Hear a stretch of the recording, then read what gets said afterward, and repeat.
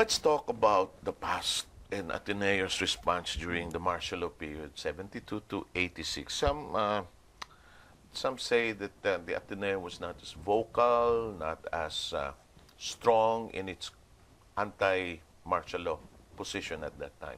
Care to comment on that, or is that a fair assessment of the Ateneo during that period? Well, first of all, it was a time of ferment, no? And certainly a time of activism. In fact, we can start with 1968, Down from the Hill, the manifesto and the guidon of some students.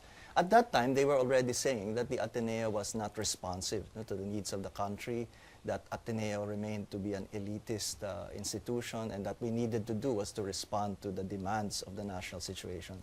And so therefore, there was an effort to do that. Remember that this was also coming out of a situation where the church was coming out of Vatican II, no, trying to address the problems of faith and justice, no, the modern world. So there was a time when people were thinking about this. But obviously there was also a debate about how exactly do you confront the Marcos government, even before martial law. No? So there was division. And I think when martial law was declared, or even just before martial law, obviously there was some division, even among many Ateneans or even the Jesuits. So I think we have to recognize that. No? And when martial law was declared, for many people, the only available alternative, no, was joining, for example, the National Democratic Revolution or the Communist Party. And there were Ateneans who actually did that. No? Edgar Hobson, Billy Begg, Eman Lacaba, no, and others went underground and paid for that, no, by their lives. No? So there were Ateneans like that. But I think there were also Ateneans who decided to continue the work of Philippinization above ground. And for them, the meaning of Philippinization was not just to change the administration from American Jesuits, no, to Filipino Jesuits, but really to understand the situation of the poor. So this was a time also of immersion, no, immersion programs. This was a time when expanding Ateneo programs to mean also social development. So this was 1973 was the Men and Women for Others Trust. No? This was also the time of the General Congregation, where the notion of faith and justice came in. So a lot of the organizations that eventually got into the anti-dictatorship struggle, especially in the 80s, were formed in the 1970s. Of course, they could not immediately confront the regime openly and politically because they were working above ground. But at the same time, the organizations were being formed. And I think it's not fair to the administration, no? Father Joe Cruz or Father Nebres in the School of Arts and Sciences, to say that they were pro-Marcos because this was happening. And this was continuous social formation work that was happening. And therefore, I think this was the basis for the shift from social involvement to political involvement, especially after the Aquino assassination. And I think this is very important, no, in building the nonviolent alternative, which crystallized in EDSA in 1986. So it did not emerge overnight. No? So it was not just 4 days of EDSA. This was a long process dating back to the late 1960s, but even through the 70s, no, when we were organizing, we were also forming student leaders, and eventually challenged them to get involved politically, to confront the Marcos government directly. Of course, that was provided by the democratic space out of the Aquino assassination. I think that was very important. No? I think it catalyzed a lot of the pent-up emotions and the need to get involved. And which was happening, you know? And I think the alternative of active nonviolence evolved at that time. Ateneo responds in different ways, different during martial law, where the differences, because there is no perfect presidency. The accusation against Ateneo is that it was not as vocal during the pitfalls and the shortcomings of the Cory administration or of this administration of President Aquino. Is that a fair evaluation of Ateneo, that it was not as vocal compared to the Marcos era or the Joseph Estrada and EDSA too?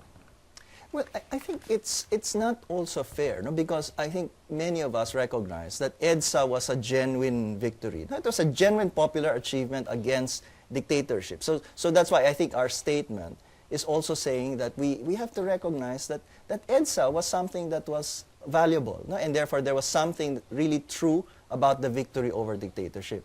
But I think we also know how imperfect even the vision of EDSA was, and there were also certain limitations the moment many of the democratic institutions were restored, no? Which included, I think, restoration of some elite. So we recognize its limitations in terms of inclusiveness politically. We still have a political system which in many ways favors the elite. Of course, we do have a social and economic system in which there's still a lot of poverty and inequality. And I think we have challenged both the Aquino presidencies, no? Cory Aquino and Noynoy Aquino, with regard to that. So that's why I think we've been calling for greater inclusiveness, both politically and also socio-economically. So I think it's not fair to say that we have been pro-government in that sense, because we have challenged the government. Although it's true that I think whenever the government is threatened, especially by extremist forces, I think this was very true during the Cory Aquino years, the series of coup attempts that happened in the late 1980s, was something that was very important to us because we challenged that too. We formed the Kilusan Laban sa Coup d'etat because we believed that the victory over dictatorship was genuine, and therefore we had to protect the Aquino government at that time. But at the same time, still continuing the challenge that it has to address problems of development and also of inequality and inclusiveness. So I think the same thing with Pinoy. I think we were also coming from a situation where we felt there was an abuse of power under the previous administration. So in a sense, there was also some support for efforts at greater transparency or good governance. But I think we recognize too that despite the growth, there's some need also to address inclusiveness together with transparency and good governance. So I think we've been pushing the government also to be accountable, but also making ourselves accountable, because we see ourselves as part of this community working for change. Benji, those who experienced EDSA 30 years ago say a lot of the present generation, our students, do not understand what we fought for then, the experience of EDSA. How do we keep those lessons alive? Paano natin isa sa buhay, mananatiling buhay ang mga nangyari noon para hindi makalimutan at di na muling mangyari ang mga bagay na pinaglaban natin noong araw?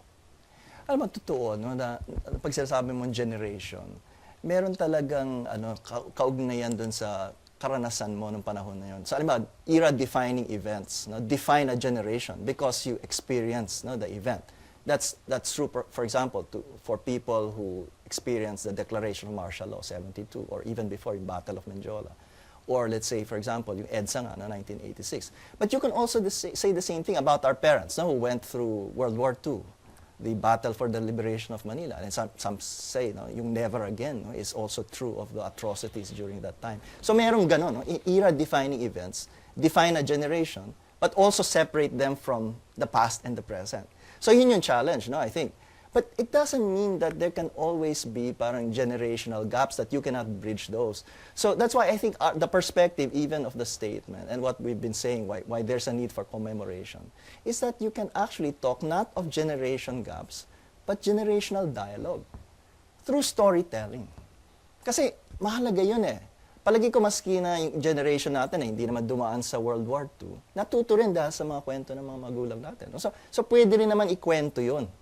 Pero kailangan siguro buhay na kwento. Yun ang importante, yung buhay na kwento. Meron sinabi si Father Arevalo 30 years ago about the EDSA experience. Sabi niya, yung kwento ay disclosure stories. I think that's very significant because what he meant by that was that these are stories of people responding to a call for social involvement and political involvement. Maybe the call really was deep down coming from God, parang a faith-based call. But it was also inspiring others to respond. So kung ganyan ang pananaw mo dun sa story, halimbawa, tumugon ako dahil palagay ko merong tawag sa akin. Tapos dahil sa ginawa ko, merong iba naman na inspired din. Ay, yun ang maganda So if we can have stories like that of people responding, at some point, it's no longer just individual personal disclosure stories, it becomes a community response. So parang community nang tumutugon dito. Palagi ko kung ganun natin makita, yun ang kumbaga, miracle of EDSA. Ang miracle of EDSA, yung lahat, kumbaga, na-inspire, tapos tumugon dahil yung ibang tao tumutugon. Ibig sabihin, halimbawa, Ninoy Aquino assassination. For many people, that was very inspiring because it was not just the killing that was important. What was important was the witnessing. And when people see witnesses like that, they respond. And it's not just Ninoy, no? Others also saw Evelio Javier later on, no? O mismo si Cory Aquino. And maybe even little stories. Maski na yung nakilala nila sa EDSA, halimbawa, nakita lang, bakit sila nandun? Kasi para doon sa mga taong yun, mahalaga yun, hindi lamang para sa kanya, pero sa pamilya niya, para sa mas malawak na komunidad. So when you see also, for example, now, your own teachers responding to this because it's so important to them, that they feel that this is also their calling. So teachers are not just talking to their students, they're talking to a wider community because that community can respond. So I think if we have this kind of storytelling and dialogue, we can have generational collective action, as it were. No? Hindi lamang my generation or your generation. In fact, if we have some kind of common experience, we can work together as different generations for the common good. You think it's a failure, our failure as a people, that the characters that we despised and we fought against in EDSA are still around? Is it a failure of us as a people? Masyado tayong mapagpagkatawad, and Imelda Marcos came to Ateneo, and Bongbong is still running for vice president. Di ba dapat wala na lahat yung mga yan? Well, oo nga. Di ba madalas sinasabi na wala tayong kultura ng ostracism, no? Wala tayong ganun eh. Well, strength and weakness yun, no? Pero I think it's something that we have to guard against, no? So that's why if you focus on the positive and if you don't focus on the negative, what we can do is look at what are the things that inspired us. Of course, part of also the inspiration might be condemning things that we don't like. But if we focus, for example, on the need for transformation, even if we have achieved something that's very important, maybe it can galvanize us. No? Last question. We've done probably a small part with the signing of the document. How can our students continue the story to probably the bigger masses of our people, to the next generation? Ano nakikita mong pwedeng gawin ng ating mga estudyante para manatiling buhay ang spirit ng EDSA? At tingin ko, naman, no? Yung mga estudyante naman natin, namumulat din naman. Palagi ko meron ding pagnanasa na makilahok. No? Minsan nga sinasabi, di ba, merong criticism na apathetic daw yung mga kabataan. Hindi ako naniniwala dun eh. Parang ang mas nakikita ko nga, parang problema pa ng parang hindi sila empowered eh. Yung parang minsan kasi, dati natanong ko na yan sa mga estudyante, totoo ba na hindi kayo nakikisangkot? Pero ang sagot nila, hindi dahil ayaw namin makisangkot, pero tingin namin, kahit kami makisangkot, wala pa rin mangyayari. So palagay ko, ano yun, parang disempowerment yun eh, rather than apathy. So ang kailangan mong ibigay dyan, yung mga pagkakataon na pwede silang merong magawa. No? Di ba, bakit ba successful yung mga, maski Gawad Kalinga o minsan yung mga tutorial programs, no? Meron silang nakikita na pwede nilang magawa. Pero palagi ko, ang hamon, pag-ugnay mo yung mga maliliit mong ginagawa sa mas malaking proyekto. So, halimbawa ngayon, maski na simulan mo sa statement, di ba? Pero darating sa punto, kailangan mo ring pag-usapan, sino ba iboboto mo? Tapos, kung hindi lamang personalities ang kailangan mong pagpilian, kailangan bumuo ka ng organisasyon para yung binoboto mo, meron din programa, halimbawa. So palagi ko pwede yung maliliit na bagay na yun eh. Yung mga successful na involvement mga estudyante dati, halimbawa yung Sumilaw March dati, nung nagsimula yan, parang kampanya lang yan para bumili ng tsinelas eh, para doon sa mga magsasaka. Pero mula doon, nakilala nila yung magsasaka, no? Tapos talagang nakita nila na kailangan nilang tugunan yung problema, hindi lamang doon sa tsinelas, no? Pero pati yung lupa mismo. Pero pagka tugunan mo na yung problema sa lupa, kasi siyempre, dadating yan sa policy eh, yung agrarian reform. Kasi kung nakikita mo may ginagawa yung maliliit na may mangyayari doon sa maliliit na bagay na ginagawa mo, merong tutunguhan eh, na mas malaking magagawa. So kailangan may iugnay yung maliit na pagtugon sa mas malawak na layunin.